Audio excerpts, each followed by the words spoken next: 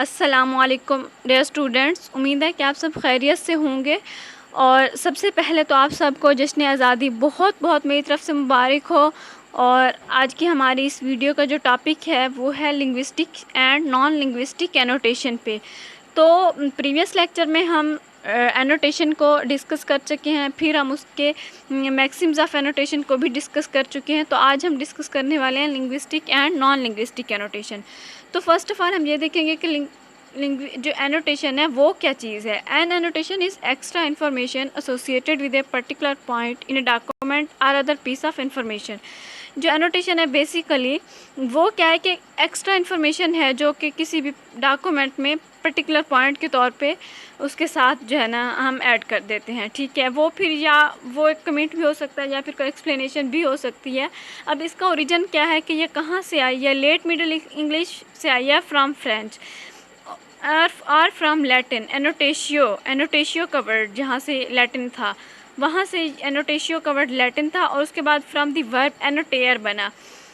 जबकि French Latin annotatio, Latin annotare, English annotate, annotation in late middle English. ठीक है, उसके बाद हम आते हैं कि इसके हमारे पास दो चीज़ें जो इंक्लूड करते हैं एनोटेशन, वो क्या है। एक सोर्स टेक्स्ट है हमारे पास, दूसरा टारगेट टेक्स्ट। जो सोर्स टेक्स्ट है ना हमारे पास, उसमें हम ये देखते हैं कि हमारे पास क्या सोर्स है। ठीक है, जो टेक्स्ट है वो हमारे पास कहाँ से आया है, दूसरा हमारा टारगेट क्या है, टेक्स्ट क्या।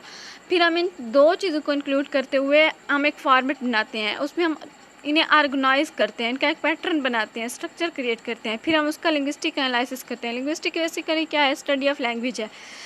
तो जब हम उसका लैंग्वेज का उसकी स्ट्रक्चर का एनालिसिस करेंगे, उसके बाद हम फिर उसे सेंटेंस अलाइनमेंट में वो कन्वर्ट होगा। उसके बाद फिर हम उसका वर्ड अलाइनमेंट करेंगे, तो वो हमारे पास क्या बन जाएगा, एक अलाइंड सोर्स और फिर टारगेट टेक्स्ट जो है ना हमारे पास बन जाएगा। नेक्स्ट हम आते हैं लिंग्विस्टिक एनोटेशन, जो हमारा मेन टॉपिक है। लिंग्विस्टिक एनोटेशन बेसिकली जो है वो कॉर्पस एनोटेशन भी है, जैसा कि linguistic annotation also known as corpus annotation. वो क्या है, टैगिंग ऑफ लैंग्वेज डेटा है किसी भी टेक्स्ट या फिर स्पोकन फॉर्म में। ठीक है, और लिंग्विस्टिक एनोटेशन क्या कवर्स करता है, किसी भी एनालिटिक और डिस्क्रिप्टिव नोटेशंस को जो कि रॉ लैंग्वेज डेटा में अप्लाइड होते हैं। अब हम ये देखेंगे कि what do corpus linguistics do with corpora. Do you think that what do corpus linguistics do with corpora. Corpus linguistics क्या है, कॉर्पस बेसिकली एक स्पेसिफिक फॉर्म ऑफ टेक्स्ट है, ऑथेंटिक टेक्स्ट है। वो रिटन भी हो सकता है, स्पोकन भी हो सकता है, और लिंग्विस्टिक्स एक लैंग्वेज की स्टडी है। तो कॉर्पस लिंग्विस्टिक्स ये हो गया। उसके बाद फिर कॉर्पोरा क्या है, कॉर्पोरा जो है वो प्लूरल है कॉर्पस का। कॉर्पस एक सिंगल टेक्स्ट हो गया, जो कॉर्पोरा होगा वो जो है प्लूरल है उसका, तो उसमें काफ़ी सारे टेक्स्ट इंक्लूड होते हैं कॉर्पस के।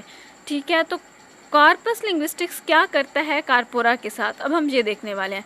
तो अकॉर्डिंग टू ए सर्वे, एक सर्वे किया गया था जो कि गिलक्विन एंड फ्राइज ने किया था, कि कॉर्पस लिंग्विस्टिक स्टडीज़ पब्लिश्ड हुआ है over the course of 4 years, 4 साल के कोर्स में, in 3 major corpus linguistic journals.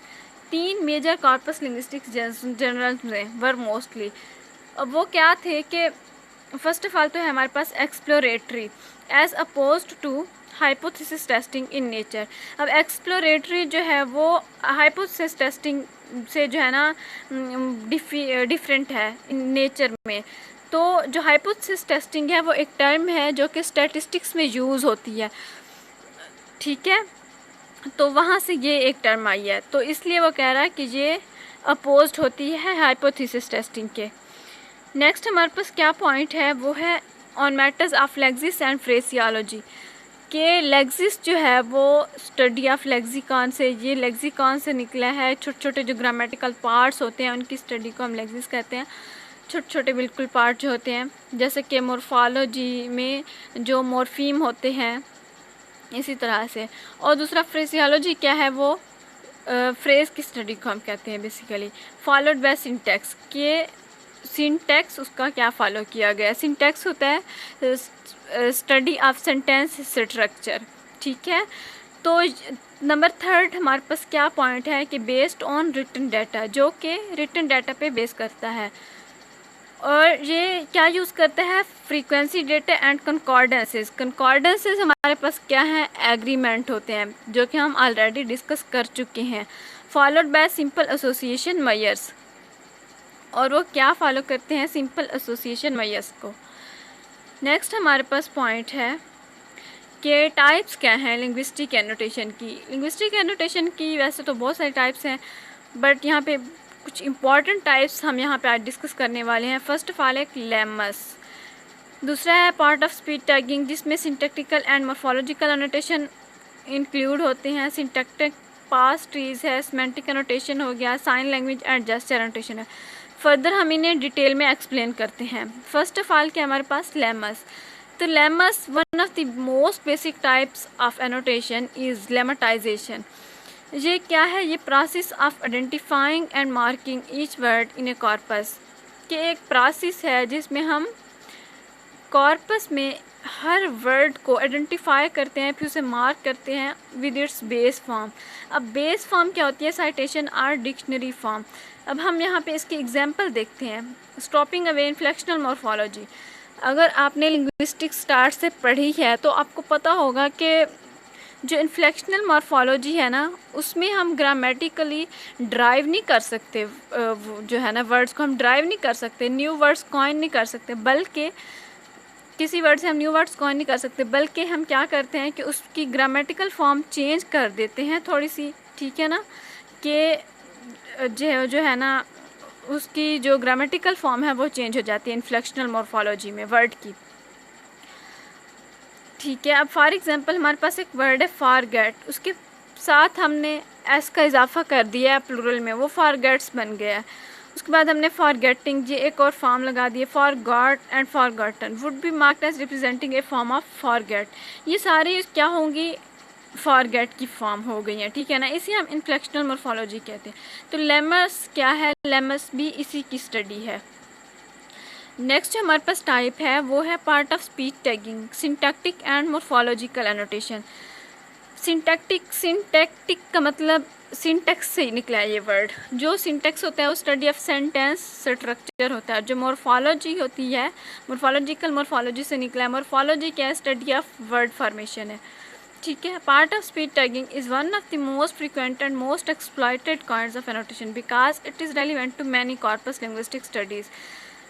देखिए जिस तरह से ये सिंटैक्टिक को इंक्लूड कर रहा है, मॉर्फोलॉजिकल एनोटेशन को इंक्लूड कर रहा है, and because it feeds into many other annotation process like lemmatisation. Lemmatisation क्या है, जिसमें हमने इन्फ्लेक्शनल मॉर्फोलॉजी को देखा है, ठीक है ना, वर्ड्स की चेंजिंग फॉर्म्स हमने उसमें देखी हैं, वर्ड्स को हम आइडेंटिफाई कैसे करते हैं और हम मार्क कैसे करते हैं। नेक्स्ट हमारे पास है सिंटैक्टिक पार्सिंग। सेंटेंस को जो है ना उसके हम पार्ट्स में कैसे डिवाइड करते हैं, एक ट्री डायग्राम में कैसे डिवाइड करते हैं, जैसा कि उसे एक सेंटेंस को हम नाउन फ्रेज में कर दें, फिर हम उसके वर्ब फ्रेज में कर दें, फिर हम उसे आर्टिकल में और वर्ब नाउन अलग-अलग सबके पार्ट्स कर दें, तो इस तरह से एक ट्री डायग्राम बन जाएगी मेरे पास। एंड सेमेंटिक एनोटेशन को भी इंक्लूड करता है। सेमेंटिक क्या होती है, स्टडी ऑफ मीनिंग होती है, ओके।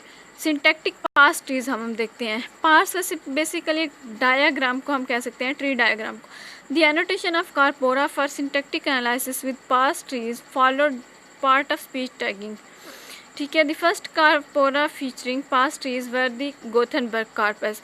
अब जो पार्स ट्रीज थे, मतलब उनमें से फर्स्ट कार्पोरा कौन सा था, जिसका नाम था गोथनबर्ग कॉर्पस। जिस तरह से हम इंट्रोडक्शन में डिस्कस किया था हमने कि जो कार्पोरा है बेसिकली उसकी बहुत सारी टाइप्स हैं, जिस तरह से लर्नर कार्पोरा हो गया, क्रिएटिंग कार्पोरा हो गया, पैरेलल कार्पोरा हो गया, तो इस तरह से मल्टीलिंगुअल कार्पोरा हो गया। तो इसी तरह से ये भी एक टाइप है कार्पोरा की कि जिसे हम जो सिंटैक्टिक पार्स ट्रीज में इंक्लूड थे, जिसे हम गोथनबर्ग कॉर्पस कहते हैं या फिर the Susanne corpus and the Lancaster parse corpus, which involved either completely manual annotation और the manual checking of the results automatic parsing, कि जो ह्यूमन एफर्ट इंक्लूड करता हो, ठीक है ना, ये उस टाइप का कॉर्पोरा है।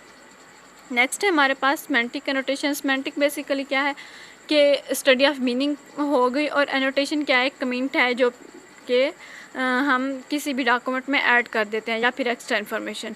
It involves the identification of senses of word forms in A corpus. अब ये क्या इन्वॉल्व करता है कि उस आइडेंटिफिकेशन ऑफ सेंसेस यानी मीनिंग को, वर्ड फॉर्म की मीनिंग एक कॉर्पस में क्या है ये उसे आइडेंटिफाई करने की कोशिश करता है। Which is often refer to as word sense disambiguation. ठीक है, ये एक टर्म, इस टर्म को एक नाम दे दिया गया है वर्ड सेंस डिसएम्बिगुएशन का। Finally uses is a semantic analysis system that tags words in a corpora। अब यूजेस मतलब एक semantic analysis system है, उसका नाम है uses in corpora as belonging to one of 21 semantic categories। For example general and abstract terms होंगे, जिस तरह से जनरल और फिर एब्स्ट्रैक्ट टर्म्स हो जाती हैं या फिर सोशल एक्शंस हो जाते हैं वगैरह, as well as additional more fine grade sub categories. Next हमारे पास लास्ट वन क्या है, sign language and gesture annotation. तो साइन लैंग्वेज क्या है हमारे पास और जेस्चर एनोटेशन क्या है। जेस्चर तो आपको पता ही है कि नॉन वर्बल लैंग्वेज, साइन भी वैसे वर्बली भी हो सकते हैं, नॉन वर्बली भी हो सकते हैं। ठीक है, अब क्या है sign language and gesture annotation, non verbal language and non verbal aspects of spoken language. ठीक है, जिस तरह से हमारी बॉडी लैंग्वेज हो गई, फेशियल एक्सप्रेशंस हो गए, can also be annotated. Another non-verbal paralinguistic feature for annotation is gesture। ठीक है, बॉडी पॉस्चर हो गए, हमारे फेशियल एक्सप्रेशंस हो गए, इस तरह की जो लैंग्वेज होती है वो sign language and gesture annotation में इंक्लूड होती है। नॉन लिंग्विस्टिक्स एनोटेशन क्या है हमारे पास, Another additional level of representation may be used for non-linguistic annotation कि जिसमें हम लैंग्वेज को प्रॉपरली जो है ना उसमें हम कोई कमेंट वगैरह ऐड नहीं कर सकते लैंग्वेज में, उसे हम नॉन लिंग्विस्टिक एनोटेशन कहेंगे। When people are speaking this includes speaker noises such as the barking of dogs, coughing and the slamming of doors. ठीक है, अब हम आते हैं टाइप्स पे कि types of non linguistic annotation क्या है। फर्स्ट ऑफ ऑल है omissions in read text, verbal deletions or corrections जो कि इम्प्लिसिट या फिर एक्सप्लिसिट हो सकती हैं। वर्ड फ्रेगमेंट्स हैं, अनइंटेलिजिबल वर्ड्स हैं, हेजिटेशंस एंड फील्ड पासेस हैं, स्पीकिंग टर्न्स हैं। ओके, अब हम इन्हें डिटेल में जो है ना डिस्कस करेंगे कि ओमिशंस इन रीड टेक्स्ट क्या है। बेसिकली ओमिशंस तो आप जानते ही हैं कि मतलब एक सेंटेंस में से कुछ स्किप कर देना। ठीक है ना, words from the recording script which were omitted bye the speaker may be indicated, जो कि स्पीकर खुद से ओमिट कर देता है। ठीक है ना, किसी भी रिकॉर्डिंग स्क्रिप्ट में से। In spontaneous speech it is very difficult to know whether a speaker has omitted words कि किसी भी फ्लो वाली स्पीच में या फिर स्पॉन्टेनियस स्पीच में हम जो है ना ईज़िली समझ नहीं पाते, ये नहीं जान पाते कि जो स्पीकर है उसने खुद ही ये वर्ड्स ओमिट किए हैं विच ही एक्चुअली इंटेंडेड टू से, and so omission is only relevant in the case of recorded speech. Okay, next क्या है, वर्बल डिलीशंस आर करेक्शंस, वो इम्प्लिसिट भी हो सकती हैं या फिर एक्सप्लिसिट भी हो सकती हैं। Words that are verbally deleted by the speaker may be indicated, इसमें क्या होता है कि वर्ड्स जो कि वर्बली कोई इंसान मतलब खुद से स्किप कर देता है, डिलीट कर देता है स्पीकर कोई भी, तो वो जो है ना किस चीज़ में इंक्लूड होते हैं, वर्बल डिलीशंस में या फिर करेक्शंस में।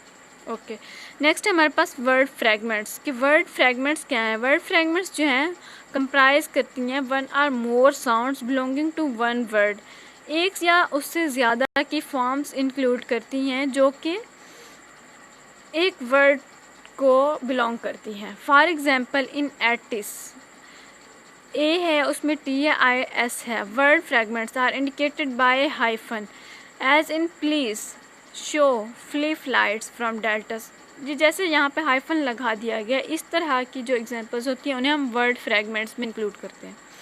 ओके, नेक्स्ट है हमारे पास अनइंटेलिजिबल वर्ड्स। तो अनइंटेलिजिबल वर्ड्स क्या हैं, sometimes only part of a word is unintelligible, in which case only the intelligible part is transcribed orthographically, कि जो कुछ पार्ट होता है वो ट्रांसक्राइब किया जाता है ऑर्थोग्राफिकली। ऑर्थोग्राफिकली बेसिकली मतलब छोटे छोटे पार्ट में इमला जैसे होती है ना, उस तरह से। For example by putting unintelligible in the text ATIS, और by putting 2 stars as in speech dat corpora. Speech dat क्या है, वो भी एक टाइप है कारपोरा की। ओके, नेक्स्ट है हमारे पास हेजिटेशंस एंड फील्ड पासेस। क्योंकि ये हमारे पास नॉन लिंग्विस्टिक एनोटेशन है तो इसमें इस तरह की टाइप्स इंक्लूड्स होंगी।